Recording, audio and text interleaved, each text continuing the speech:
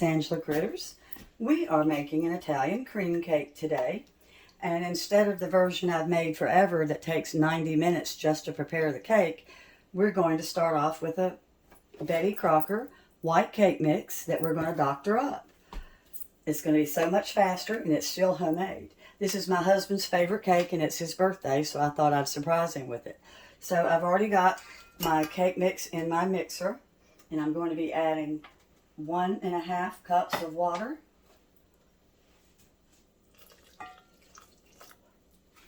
And then I've got 4 eggs at room temperature. Beat your eggs up separately, because if one of the eggs has gone bad and you crack it open into your cake, you'll have to throw the whole cake out. And then I've got 1/2 cup of canola oil. And this is going to be on medium for 2 minutes. That's all. Lock it down. I'll start it off kind of low so it won't fly out at you, and I'll be back in a second. I just remembered I forgot the most important thing. I actually went out today just to get this so I could make the cake. The box of instant Jello pudding. Vanilla. You can use French vanilla or regular vanilla, either one. And we're going to add that to this. All of a sudden it looked too creamy, and I was like, why? And I remembered the pudding. So after the pudding mixes, we're going to fold in 2 cups of coconut, flaked coconut, and we've got 1 cup of chopped pecans. So we're going to get this back going again. I'm glad I remembered it.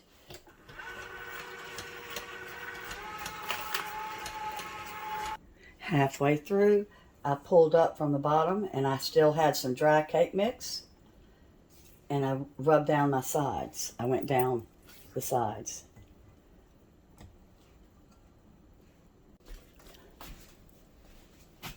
So this cake was the cake that Amelia Earhart had served at her secret wedding in 1931 when she got married in a general store in Connecticut. And I never did know, did they actually have the cake at the general store, or did she bring the cake with her? And history doesn't tell that part. But anyway, that was 1931. And the cake is from the Italian Renaissance. And it made it to Canada in like 1917. It was in a cookbook. And then it went to the South. And the South has claim for it in America. And then it spread everywhere. So now we're going to fold in our 2.5 cups of coconut. And we're just going to do a little bit at a time, because we want it to stay kind of fluffy. And then we're putting in the chopped pecans. This is the best cake. It really, really is. And I was so glad to learn how to make it with a cake mix. It's like a pound cake. You would have to fold in one thing at a time and beat it. A little bit of egg, a little bit of butter, a little bit of everything at a time. And it really was an all day, all afternoon thing to make a cake. All right, so here comes our nuts. We're going to fold them in too. So we've got our 9 by 13. This one's close enough. Baking, it doesn't really matter. We're close enough. That's the important part. Little, looks like a sesame seed. Don't know how that got there. All right, so I've got it ready to go, and we're going to pour this in. My oven's preheated to 350, and this does not cook that long. I think it only cooks 40 minutes. I need to check real quick.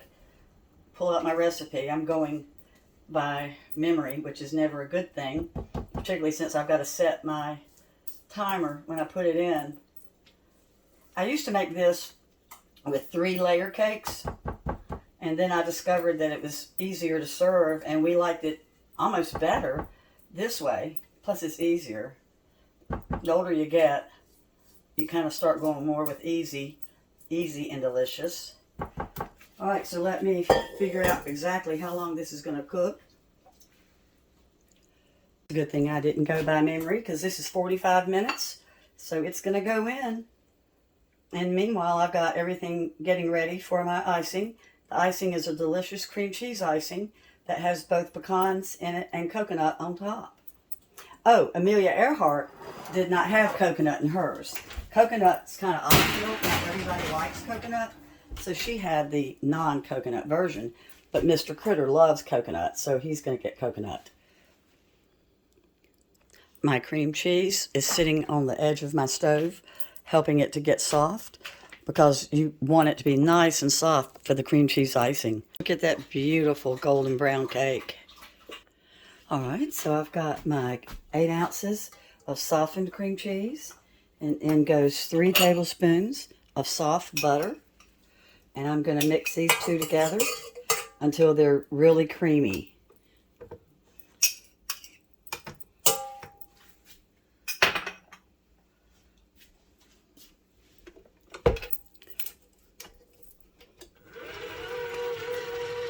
So now we're going to put a little bit of confectioner's sugar in at a time. Anytime you're adding confectioner's sugar to a recipe, you always do about a half of a cup at a time.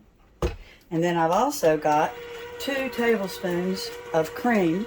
If you don't have heavy cream, use half and half. That's what I'm using. That's going to mix in with my confectioner's sugar.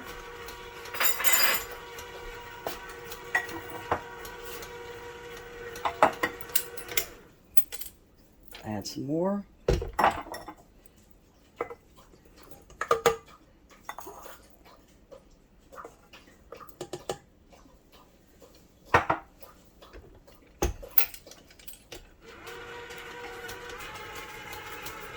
And as always, you stop every now and then and you push everything down.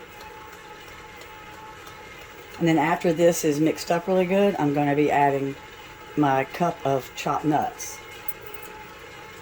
They're ready to go. And the coconut's going to go on the top of the icing. Going to get all my confectioner's sugar. I don't want to leave any of it behind. So this is just as creamy as it can be. The cake is completely cool now, and I'm going to gently fold in my nuts. So this is such a rich cake with all the coconut and the nuts and everything. And so years ago, probably about 30 years ago, I had made this for Christmas Eve at my in-laws' house and laid it on the counter to cool, and we went shopping or somewhere, and we came home, and our year-old Jack Russell Terrier had gotten up on the table and jumped on the kitchen counter, which we didn't know he could do, and he ate the entire cake. And this was the homemade version with like 3 sticks of butter and plus, what is this, 2 cups of pecans and about 5 cups of coconut. So we thought he was going to die, and it was Christmas, so we couldn't take him anywhere. But he ended up being okay, but he blew up like a balloon. All right, so I've got my pecans, and you can also use walnuts if you're not a pecan person. And then I'm going to spread this on. So I'm just going to swirl this on. And I'm not toasting the coconut. We like it raw, but if you prefer toasted coconut, you can toast the coconut on top. This is such a good cake, and this cake does not have to sit overnight like so many cakes. It's ready to go whenever you're ready to eat it, which is nice. I've actually taken it places with the bottom still hot. Right now my bottom's hot, but the top is cool, which is why we're icing it. Now, if you are allergic to nuts, I really don't think this cake is for you because it has so many nuts in it, and the nuts really do give it so much flavor. Some people don't put nuts in the icing, but we always have.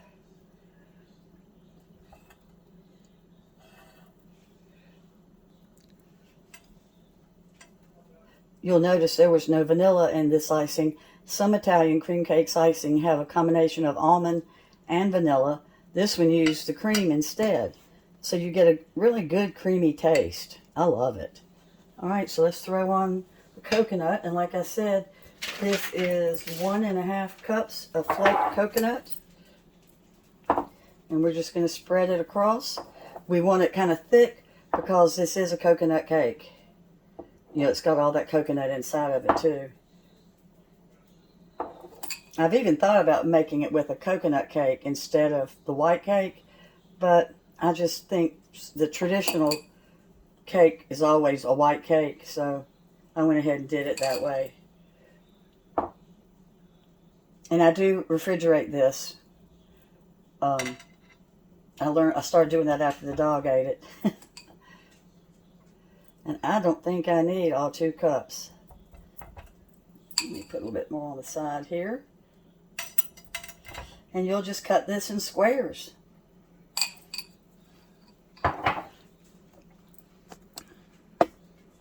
It's a wonderful cake. And as always, I'm going to put the directions with the complete ingredients in the description. Thanks so much for watching. Bye-bye.